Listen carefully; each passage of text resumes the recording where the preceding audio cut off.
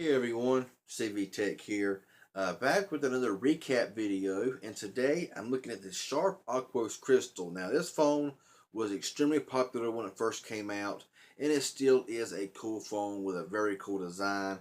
Got your 5-inch display, 720p display, have your rear camera and flash, your front camera at the bottom here that you got to really turn upside down, take a picture. You ain't got to, but that's what they say to do.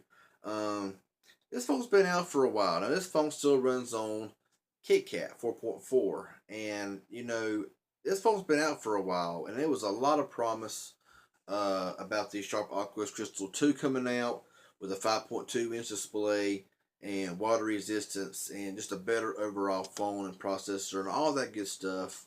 And so far, they've not delivered on that promise yet. If it has, it's overseas and not here yet. Now, this phone right here, from what I have gathered, is pretty much obsolete. A lot of places have it on clearance. A lot of places don't even sell it anymore.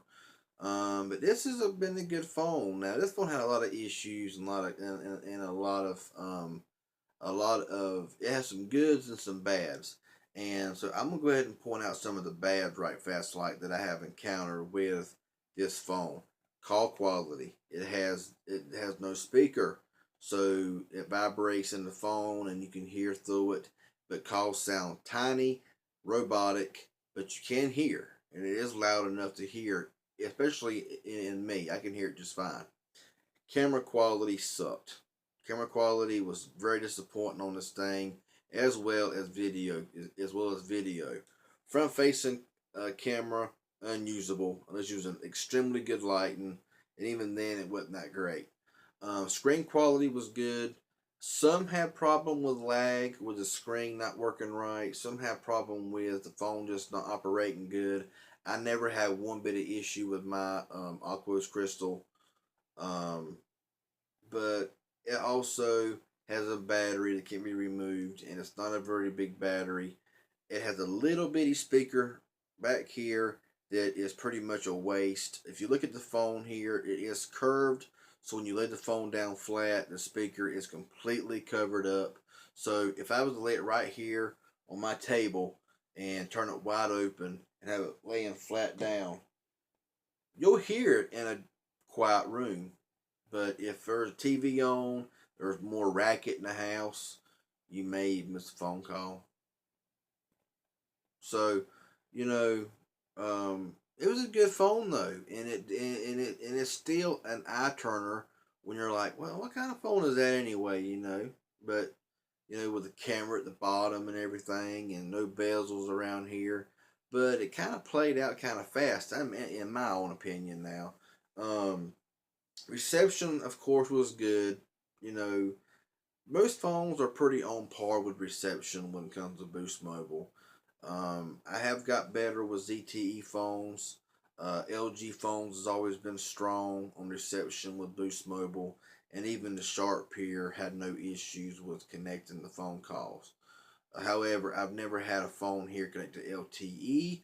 I did have, well, I'll take that back. One phone did connect to LTE here for like 2 seconds, and it went back to 3G. I was hopeful there for 2 seconds, but it went back to 3G. And it's slow with that. So anyway, with the Aquos Crystal, really nice design, looks really good potential, but it was kind of a starter phone, and there are plenty of other Aquos phones that are overseas that have not made it to the U.S. And I've heard rumors since last year that it's come out with a Aquos Crystal 2, which we may never get. I don't know, but this has a lot of potential and a better camera, little bigger screen, better front-facing camera, and a better rear speaker would really help this phone out. And it's got a 400 processor running at quad-core 1.2. If it had 2 gigabytes of RAM with 16 gigabytes of onboard storage, with a 410 processor, this phone would probably rock. So we'll see what happens.